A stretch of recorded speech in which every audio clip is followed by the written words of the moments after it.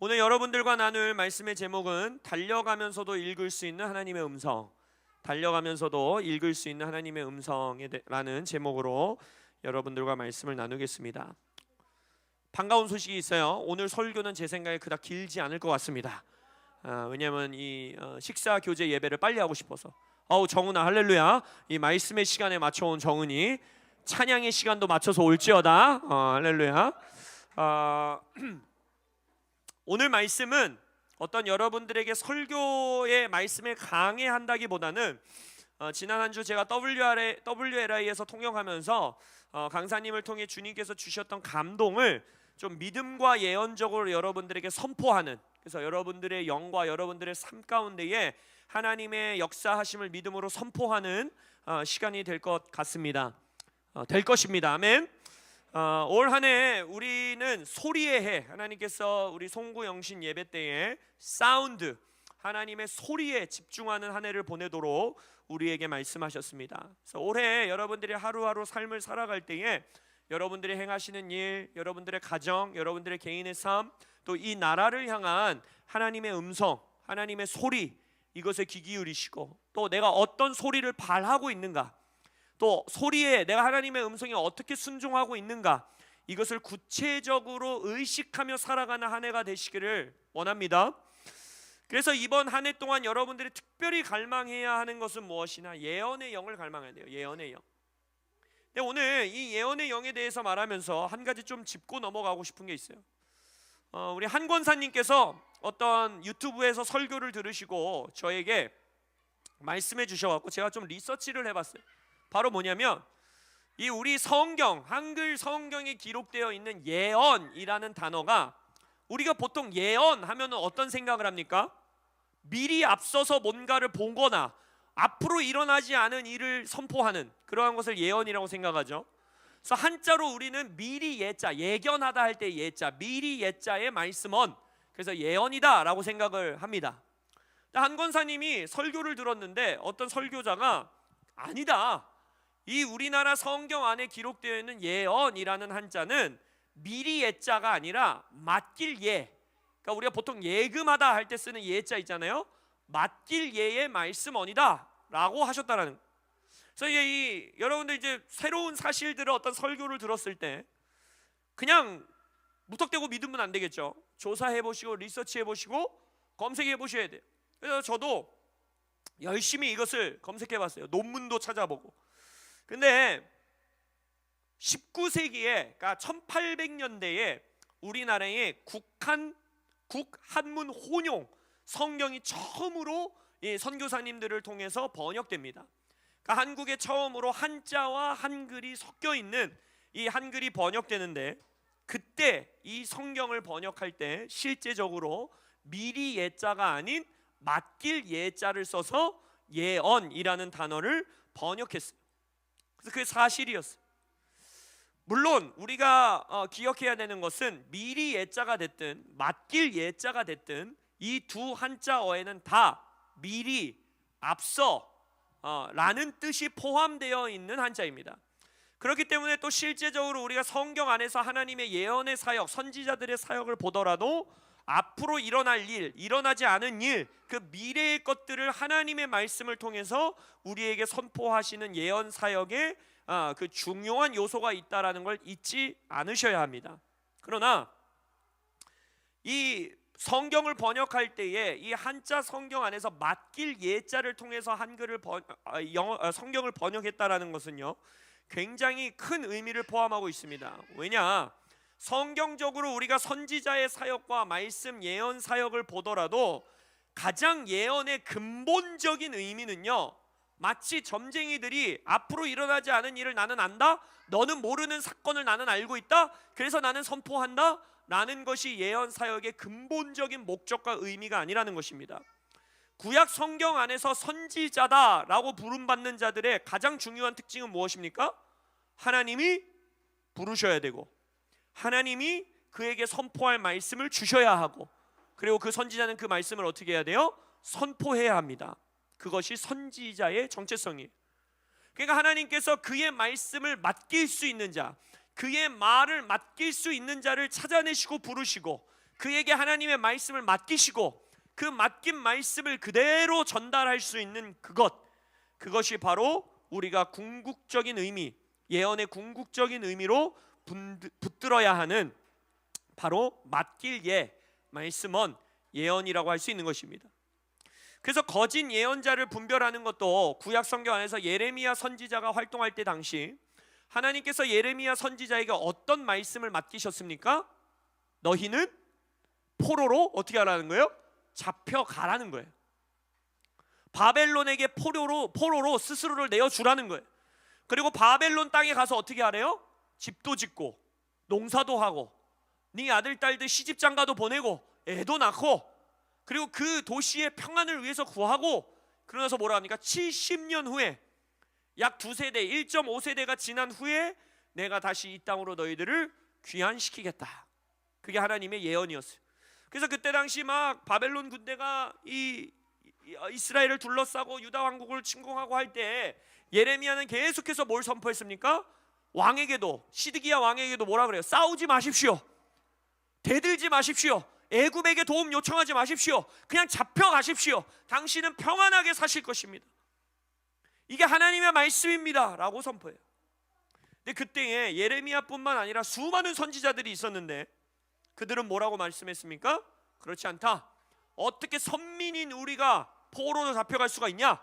우리는 승리한다. 다 괜찮을 것이다. 평안이요 평안이다 라고 선포해요. 그랬을 때 하나님이 그들에게 뭐라고 말씀하십니까? 이들은 거짓 예언자일 뿐만 아니라 뭐라고 하느냐? 하나님을 멸시하는 자다라고 표현하세요. 예레미야에서. 결국 예언이라는 것은 앞으로 일어난 일 내가 예견하여서, 내가 분석하여서, 내가 생각하여서, 아니면 막 어떤 영에 막 내가 사로잡혀갖고 앞으로 일어난 일은 이거야, 너는 이거 이렇게 하게 될 거야, 너는 이렇게 결혼할 거야, 너의 삶은 저렇게 될 거야 를 말하는 것이 예언의 가장 궁극적인 정의가 아니라, 예언은 하나님의 말씀을 내가 맡기실 수 있는 자로 내가 세워지는 것, 그리고 하나님이 내게 말씀을 맡기셨을 때 그 맡기신 말씀을 내가 순종함으로 행하고 그것을 전달하는 것, 이것이 예언의 가장 중요한 핵심이라는 것입니다. 만약 우리가 예언을 이렇게 접근한다면요, 신약 성경에서 말하고 있는 것처럼 우리의 옆에 있는 자를 위로하고 권면하고 덕을 세우는 말씀이 될 수밖에 없습니다. 심지어는 경고의 말씀을 우리에게 허락하신다 할지라도 하나님이 맡기신 말씀이라면 우리를 정죄하지 않습니다. 믿으십니까? 하나님이 우리에게 맡기신 말씀이라면 우리의 소망을 깎아내리지 않습니다. 심지어는 소망을 경고하는 말씀인데도 우리에게 소망을 주십니다. 할렐루야. 예레미야의 말씀을 보세요. 어마어마한 위기와 경고를 명령하십니다. 심지어는 저주하세요. 야, 니네가 어떻게 나한테 이럴 수 있냐? 북이스라엘이 간음하고 영적 간음을 저질렀을 때 여동생이라 표현하는 유다, 너희들만큼은 이러면 안 됐지 않았냐? 근데 너희들은 너의 형제, 언니 이스라엘보다 더하다. 너는 정말 음란하게 우상들을 섬기고 나를 떠났다라고 하면서 너는 저주 아래 있을 것이다 라고 선포하시잖아요. 근데 하나님의 예언은 하나님이 맡기시는 말씀은 항상 꾸짖으시고 심판의 메시지를 전하시고 위기의 말씀을 전하시고, 그리고 그 뒤에는 항상 무슨 말씀이 있어요? 영광스러운 회복, 우리의 소망, 우리의 희망, 우리의 믿음을 더하시는 메시지를 허락하신다는 것입니다. 이러한 예언의 영이 여러분들에게 넘치시는 올해 한 해 되기를 저는 원합니다. 왜냐? 하나님의 말씀을 받아야 되기 때문에, 하나님의 말씀을 우리에게 맡기실 수 있어야 되기 때문에, 하나님의 소리와 음성을 들어야 되는 한 해이기 때문에 여러분들 예언의 영을 갈망하시길 바라요. 이 예언의 영을 자칫 이 역사 가운데에, 우리가 교회 역사 가운데에 자칫 잘못 사용하여서 마치 막 예언의 영이 있는 사람들은 되게 요상하고, 그죠? 뭔가 이상하고 막 하늘을 떠다니는 사람들 같고, 그게 중요한 게 아니에요.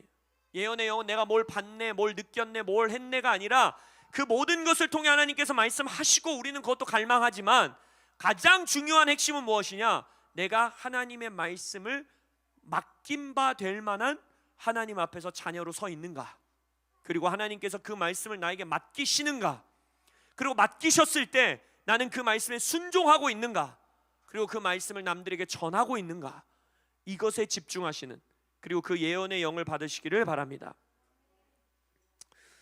성경에 제가 설교하면서 여러 번 언급했지만 Law of First Mention이라는 성경 해석학이 있어요. 여러분들이 이걸 배우게 되는데 신학교에 가면 한글로 하면 첫 번째 언급의 법칙입니다. 첫 번째 언급의 법칙. 이게 무슨 말이냐면 성경 안에서 어떠한 단어라든지 어떠한 주제라든지 어떠한 신학적인 내용이 가장 처음 명시되고 언급되는 성경의 장들이 있어요. 예를 들어서 성령님이 가장 처음 언급되는 성경은 어디입니까? 창세기 1장의 천지창조 모습이 나오죠. 성령이 하나님의 영이 수면 위를 운행하시더라. 그런 것.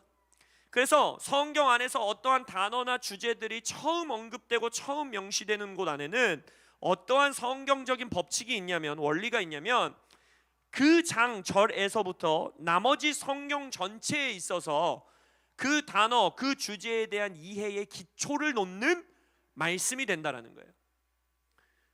그러니까 어떤 주제가 되었든지 간에 성경에 가장 먼저 등장한 곳을 굉장히 주목해서 봐야 돼요. 왜냐?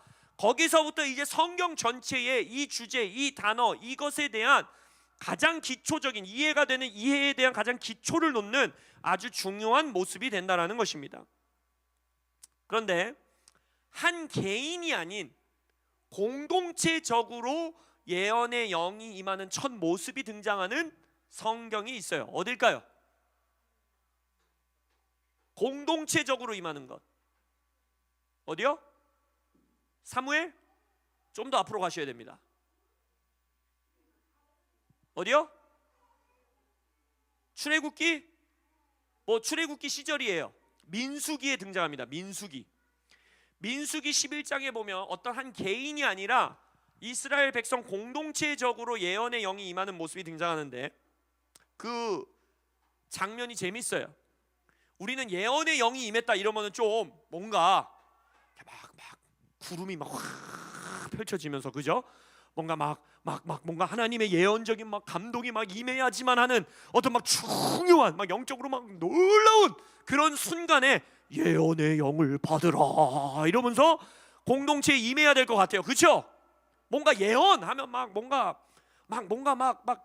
계시록 생각하면 막 눈이 막 박혀 있는 내생물들이 나오고 막 말들 뛰어다니고 막 이상한 막 예수님 입에서 막 검이 나온다고 하진 않나, 막 눈이 불탄다고 하진 않나, 뭔가 막 좀 때로는 기괴해 보이면서도 막 SF적인 것 같으면서도 뭔가 막 그런 그림이 나와야 될 것 같은 그러한 순간을 상상해요.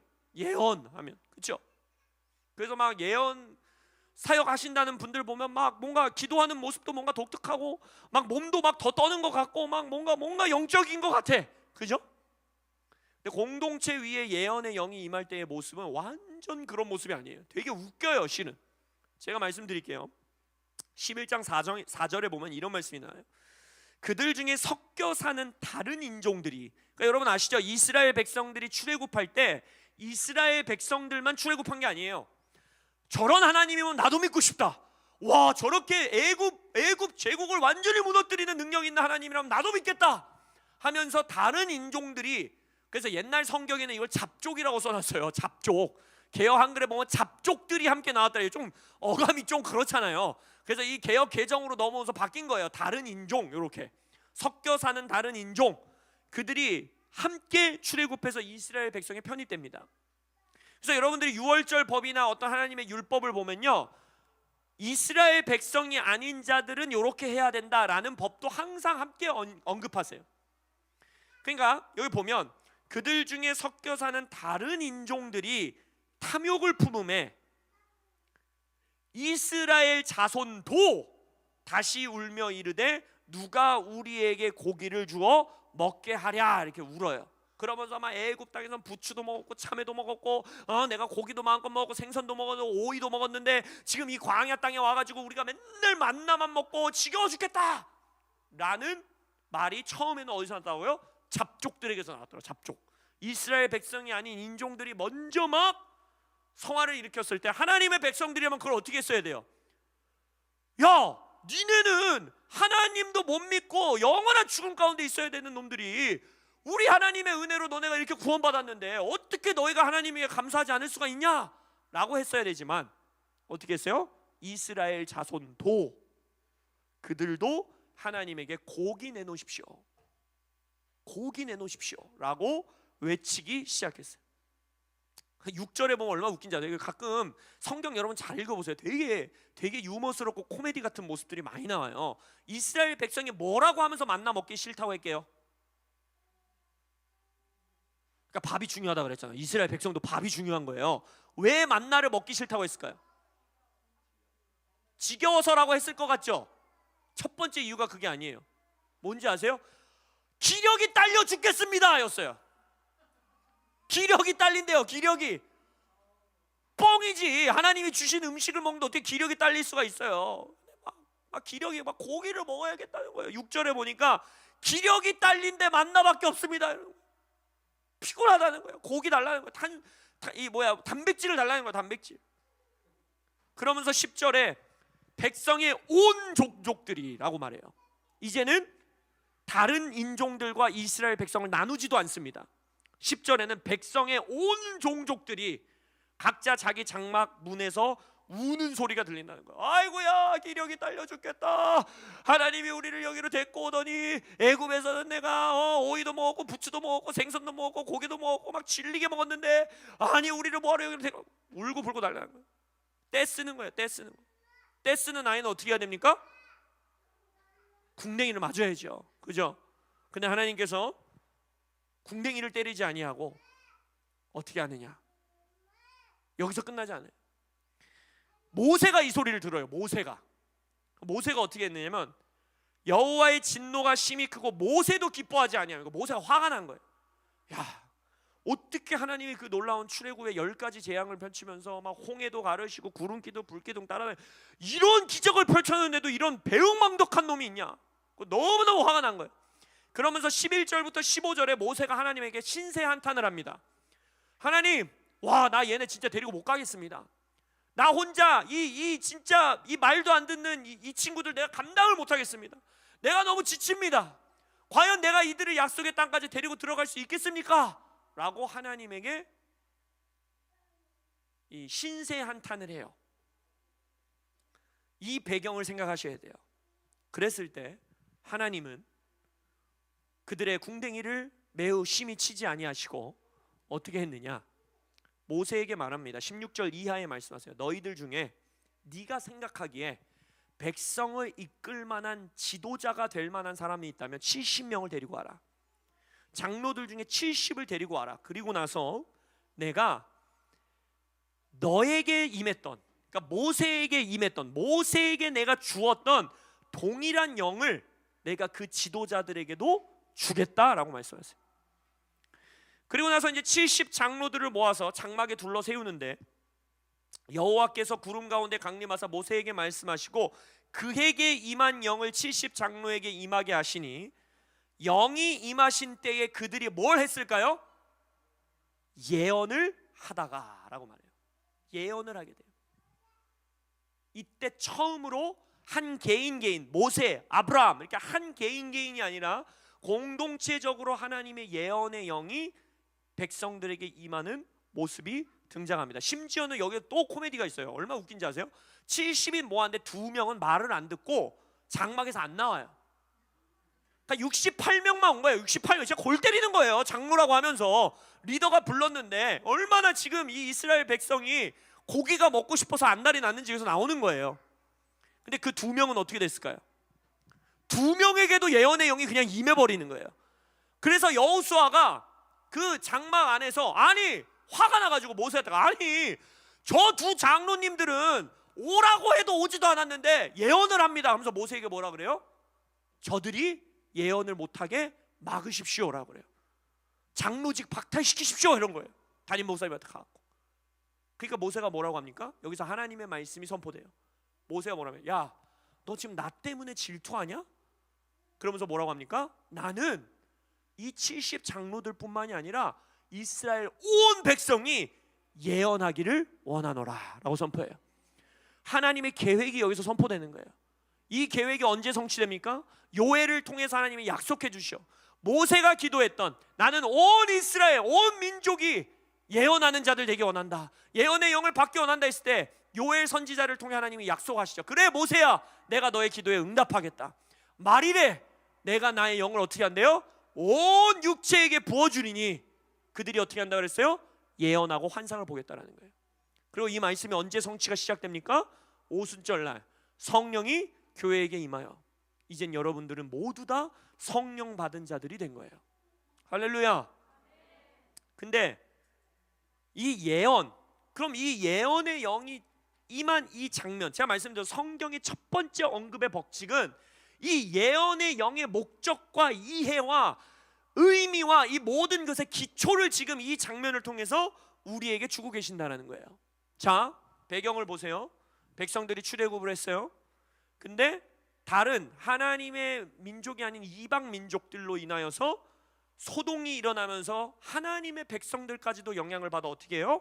하나님께 불평불만을 쏟아내고 리더십에 순종하지 아니하고 하나님을 원망하는 역사가 일어납니다.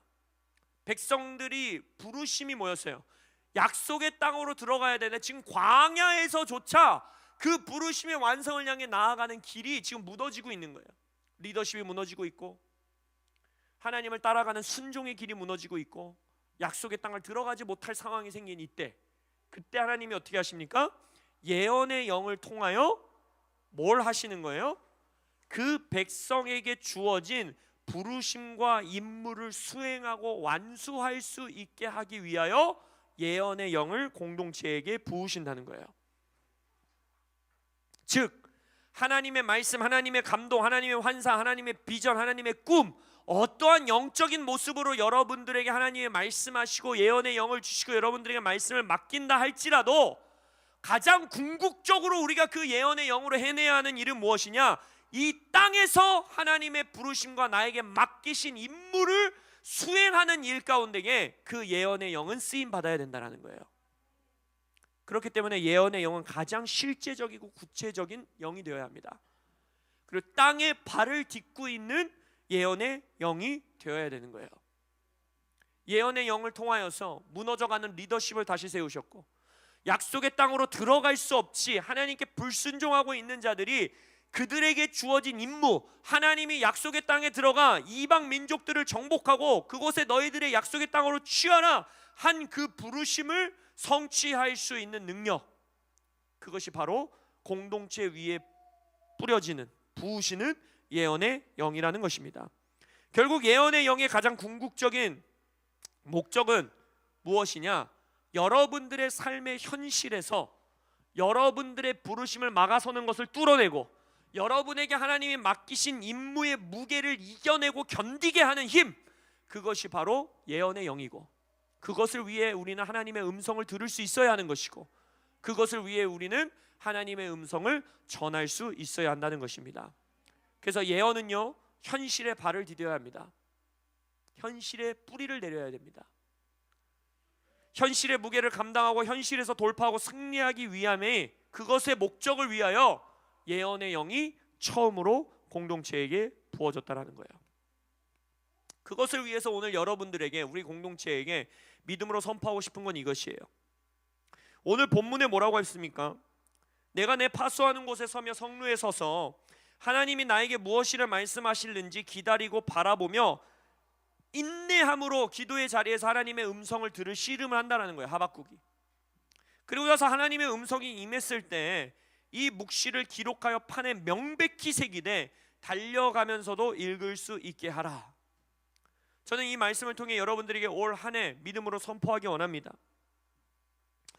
여러분들의 삶에 지금 맞닥뜨리고 있는 여러분이 맡기신 임무를 수행하는 일 가운데에 여러분을 방해하는 것들, 막아서는 것들, 견고한 진들, 여러분들이 뚫어내야 되고 돌파해야 되는 현실의 문제들, 여러분들의 삶에서 해결되어야 되는 이 땅의 씨름들, 그것 가운데에 하나님의 명백한 음성이 임하도록 씨름하십시오. 하나님의 명확한 음성이 있기를 하나님 앞에서 기도하는 자리를 버티셔야 합니다. 성루에 서서 기다리셔야 합니다. 그런데 그 말씀을 받았을 때 우리의 문제는 무엇이냐? 가장 큰 문제 중에 하나는 무엇이냐? 그것을 가지고 씨름하지 않는다는 거예요. 달려가면서도 읽을 수 있게 하라라는 것은 무슨 말씀입니까? 처음에 예언의 말씀이 임했을 때는요, 다 이해되지 않는 경우가 가장 많아요. 훨씬 많아요. 꿈을 꿔도 내가 다 이해되지 않는 것들이 많아요. 근데 내가 이것을 현실에서 적용해야 되고 현실에서 뚫어내야 되고, 나의 삶에서 이 예언과 이 꿈과 이 환상과 사람들이 나에게 전해준 기도를 가지고 돌파해내고 승리해내고 씨름하여 이기려면은, 이것이 나의 삶에서 하나님이 주시는 의미가 무엇인지, 하나님이 뭘 말씀하고 계신지 우리는 어떻게 해야 되는 겁니까? 끝까지 묻고 명백하게 판에 새길 수 있어야 된다는 거예요. 제가 말씀드렸죠. 제가 오늘 가지고 나오려고 했는데 깜빡했는데, 제 가방 속에는 항상 이 A4 용지 이만한 제가 여러분한테 여러 번 보여드렸잖아요. 뭉태기가 있어요. 제가 지금까지 받았던 예언 기도들, 누군가가 나를 위해서 해줬던 기도들, 그리고 내가 하나님 앞에서 꾸었던 꿈들, 그것들을 다 기록해 놨습니다. 그래서 그것을 수시로 들여다보면서 하나님께 묻고 기도하고 씨름하는 거예요. 하나님, 이것이 내 삶에 이루어지게 하소서. 그리고 거기서 예를 들어서 어떤 행동이나 어떠한 뭔가를 요구하는 것이 있으면 믿음으로 행하는 거예요. 그리고 이해가 되지 않고 아직 해석되지 않는 것이 있다면 계속해서 묻는 거예요. 하나님, 내가 혹시 이 말씀이, 이것이 혹시 제가 살아가고 있는 올해 적용되는 말씀입니까? 제가 앞으로 내년 내후년을 준비해야 되는 말씀입니까? 이것은 지금 성취된 말씀입니까? 성취해 나가야 되는 말씀입니까? 내가 어떻게 씨름해야 됩니까? 뭘 적용해야 됩니까? 뭘 행해야 합니까? 하나님 앞에 묻고 씨름하는 거예요. 달려가면서도 읽을 수 있게 하라. 예언은요, 영적인 소리, 멋져 보이는 소리, 뭔가 남들이 보지 못하는 것을 보는 것을 말하는 소리가 아니라, 그것을 가지고 믿음의 싸움과 씨름을 통하여 이 땅에서의 부르심을 완수하는 데 나를 나아가게 하는 말씀이 되어야 합니다. 그것이 바로 예언이에요. 그것이 바로 예언이에요. 미래를 향한 말씀을 선포하셨을 때도 성경에서 보십시오. 성경에서 하나님이 계시로 앞으로 일어날 말씀을 전하셨을 때 예언이죠. 미래의 일이죠. 근데 그 미래의 일만 딱 전하고 끝나는 선지서라든지 예언이 있는지 성경에서 한번 찾아보십시오. 단 한 번도 없어요. 앞으로 일어날 일들에 대해서 하나님이 예언하시고 말씀하신 이유는 뭐라고 합니까? 그러므로 너는 오늘이라고 말씀하세요. 항상 예언은 그래서 그 말씀에 반응하여 오늘 니네가 어떻게 살 것이냐를 말씀하시는 거예요. 이게 가장 중요한 거예요.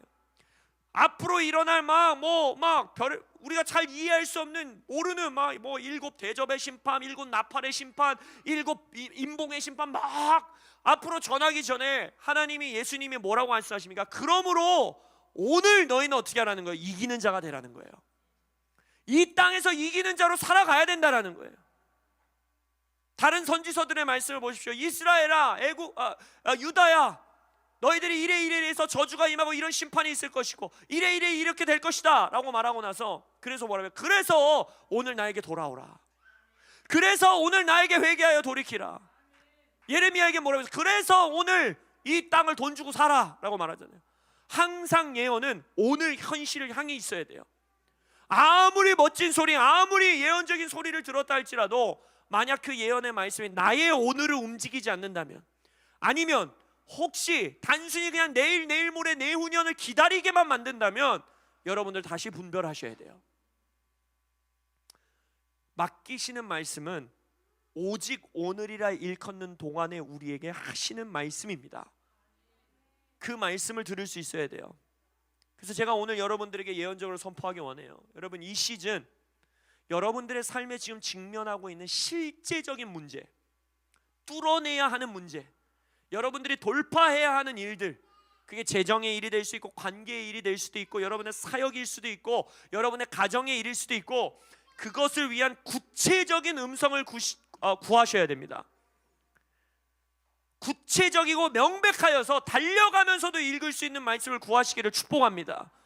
그리하여서 그 말씀 가운데에 하나님이 누굴 만나라, 어떻게 기도해라, 이러한 일을 행해라, 이것을 순종해라, 어떤 행동 양식을 주신다면 구체적으로 순종하고, 하나님께서 여러분들에게 이것을 기도해라, 이렇게 기도해라, 금식해라, 이렇게 예배해라 라는 말씀을 주신다면 그것을 순종하고, 그리하여서 저는 올해 소리의 해라 해였기 때문에 여러분들의 현재의 삶에 돌파와 승리들을 예언을 통해서 이루어내는 일들이 우리 교회에 시작되기를 축복합니다. 예언을 가지고 언젠간 이루어지겠지, 좋은 말씀이었네 라고 지나가는 것이 아니라 내 마음판에 명백히 새겨서 순종하고 오늘의 삶에서 씨름하고, 디모데에게 바울이 말했던 것처럼 전에 내가 너를 지도한 예언을 따라 그것으로 선한 싸움을 하라 했던 것처럼 예언의 말씀으로 싸움을 하는, 그래야 승리를 쟁취하는 여러분들 되시기를 바랍니다. 올해 새로운 일들을 시작하셔야 돼요. 올해 돌파하셔야 합니다. 올해 승리하셔야 됩니다. 그것을 위해 우리는 예언의 영을 구할 것입니다.